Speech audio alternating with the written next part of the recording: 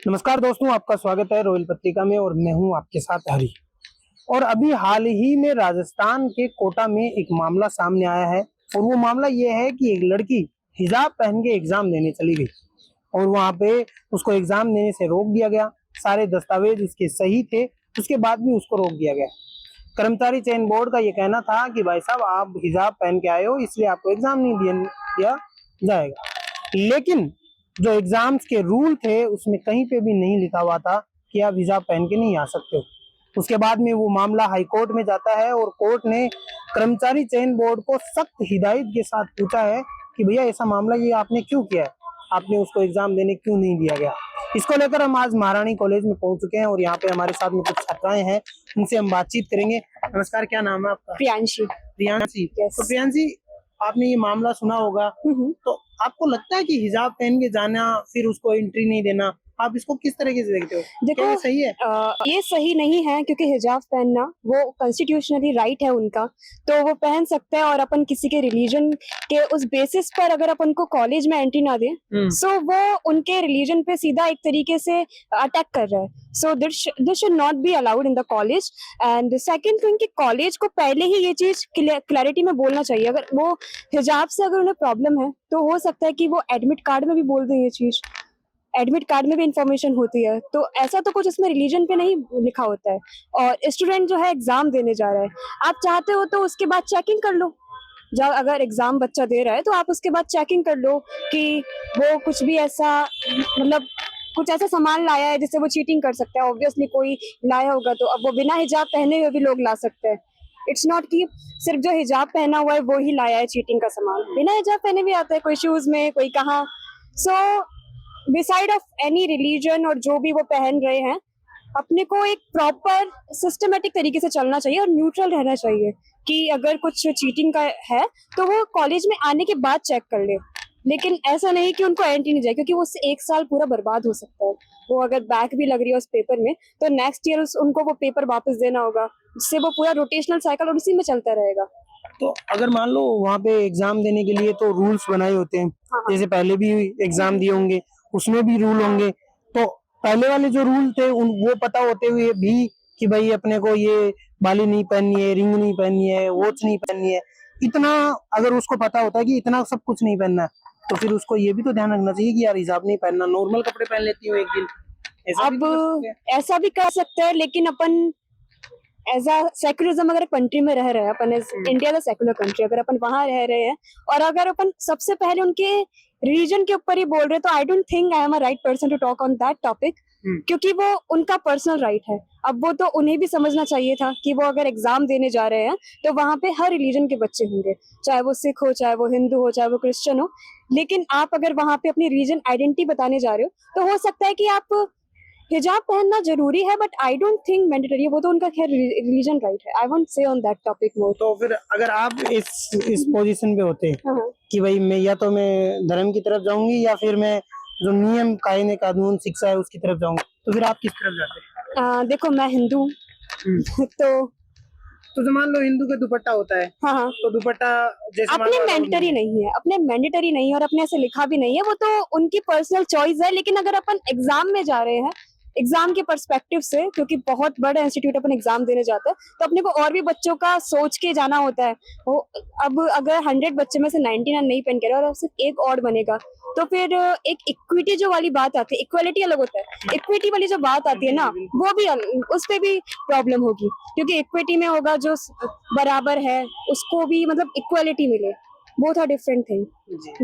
तो ये अभी आपने एक लड़की से जाना ही होगा कि भाई किस प्रकार से वो हिजाब पहनना या नहीं पहनना उसके ऊपर आए। हमारे साथ में एक और है, क्या नाम है मैडम आपका? मीनाक्षी। मीनाक्षी जी। तो मीनाक्षी, आप बताओ कि हिजाब पहन के गई वो लड़की वहाँ पे, फिर उसको एग्जाम नहीं देने दिया गया, आपको लगता है ये सही था या गलत? आप उसको कैसे देखते? एजुकेशन है, वो किसी को कैसे भी ले, अब चाहे से हिजाब पहन करके ले या फिर कोई घूंघट पहन के ले, इसमें कोई दिक्कत तो होनी नहीं चाहिए मेरे हिसाब से। कोई जिस हिसाब से लेना चाहता है उसे उस हिसाब से लेनी चाहिए।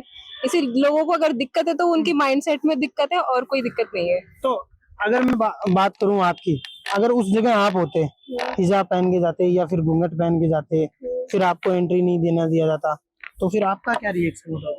अभी ऐसा है कि हम हिंदू राष्ट्र में हैं, तो उन लोगों को अपने हिंदुत्व से ज्यादा प्यार है। अगर वो कहीं बाहर होते उनके साथ में ऐसा होता तो हमें भी बुरा लगता। तो हम पहले अगर कुछ किसी चीज को सही करना चाहते हैं तो वो खुद से करनी चाहिए ना।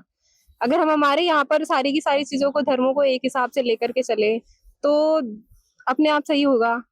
अगर हम चाहे तो आपको लगता है कि हिजाब पहन के एग्जाम देना ठीक बात है? ठीक ही बात है। अगर कोई लड़की चीटिंग नहीं कर पा रही है, अगर मतलब इस तरह से देखा जाए कि हम लोगों ने अभी जिस तरीके के कपड़े पहन रखे हैं उसमें साफ पता चलता है कि इंसान चीटिंग कर रहा है या नहीं कर रहा। उसमें तुम चेक करके भेज सकते हो उसको कि वो चीटिंग कर रही है या नहीं कर रही है। बाकी इस ये तो कोई वैलिड रीजन है नहीं कि बस वो हिजाब पहन रखी है तो उसको एग्जाम ही मत देने दो। बस आप चेक करो तो चेक करके भेज दो फिर उसको। ऐसी कोई दिक्कत होनी नहीं चाहिए मेरे हिसाब से। मतलब आपका कहने का मतलब है कि एजुकेशन इम्पोर्टेंट है, धर्म एजुकेशन नहीं है। इम्पोर्टेंट है, धर्म इम्पोर्टेंट नहीं है। अच्छा, बिल्कुल इन्होंने एक बात अच्छी कही है कि एजुकेशन है वो बड़ी ज्यादा इम्पोर्टेंट है, धर्म नहीं। इसके अलावा अगर मैं बात करूं महारानी कॉलेज में और भी बहुत सारी लड़कियां, हम उनसे भी जानने की कोशिश करेंगे कि क्या राय है उनकी और किस प्रकार से इसको। भाई साहब, अभी एक मामला हुआ कोटा में, हिजाब पहन की लड़की एग्जाम देने गई और उसको रोक दिया, फिर कोर्ट में मामला गया। क्या है पूरा मामला, थोड़ा सा दर्शकों को। देखिए, मैं आपके दर्शकों की जानकारी के लिए और आपकी जानकारी के लिए बताना चाहूँगा। एक अभ्यर्थिनी जिसने जो कि अभी 18 जनवरी 2026 को रीट लेवल 2 सोशल साइंस विषय में अभ्यर्थी थी, परीक्षार्थी थी, बूंदी निवासी, जिसका नाम अलीशा है। जब वह अपने निर्धारित सेंटर पर पहुंची तो उसे इस कारण से परीक्षा से वंचित कर दिया गया केंद्राधीक्षक द्वारा कि उसने अपने सिर ढक कर रखा था, जो कि उनकी एक धार्मिक पहचान का हिस्सा है। और जहां तक पूर्व की परीक्षाओं का भी प्रश्न है, उसी अभ्यर्थिनी ने हमें बताया कि वो पूर्व में जो कि रीट लेवल, जो रीट की परीक्षा होती है, जो कि माध्यमिक शिक्षा बोर्ड के द्वारा आयोजित की जाती है, जो कि एलिजिबिलिटी है इस एग्जाम के लिए, पात्रता परीक्षा है, उसमें भी वो इसी ड्रेस कोड में अपीयर हुई है। उससे पहले वो सीनियर टीचर एग्जाम जो कि कंडक्ट किया गया था आरपीएससी के द्वारा, उसमें भी वह इसी अपनी जो पहचान के साथ जो अपनी यूनिफॉर्म है, ड्रेस है, जिसमें कि सर ढक कर गई थी, उसे अलाउ किया गया था। और जो ये परीक्षा है, इसमें भी हिजाब कहीं भी एक्सप्रेसली प्रोहिबिटेड नहीं है, प्रतिबंधित नहीं किया गया है। और अभ्यर्थी ने बताया कि वह हिजाब को चुन्नी के रूप में रखने को भी तैयार थी, कि महिला की गरिमा, मर्यादा, जिस प्रकार हमारे यहाँ उत्तर भारत में चुन्नी का चलन है, तो उस प्रकार भी वो उसे रखने को तैयार थी। लेकिन इसके बावजूद भी स्वच्छंदता पूर्वक कार्य करते हुए जो भी अधिकारीगण थे, उन्होंने उसे परीक्षा से वंचित कर दिया, जिससे उसे एक बहुत हानि हुई है। अब वह उसके एक अवसर से वंचित हो गई। आप जानते हैं पब्लिक एग्जामिनेशंस कितने लंबे समय बाद होते हैं, विद्यार्थी कितनी कठोर मेहनत करते हैं इनके लिए, और उससे वंचित कर देना बहुत कष्टदायक है। यदि ये एक्सप्रेसली प्रोहिबिटेड होता, उसे पूर्व में जानकारी होती, तो संभवतः वो इस ड्रेस कोड में नहीं आती।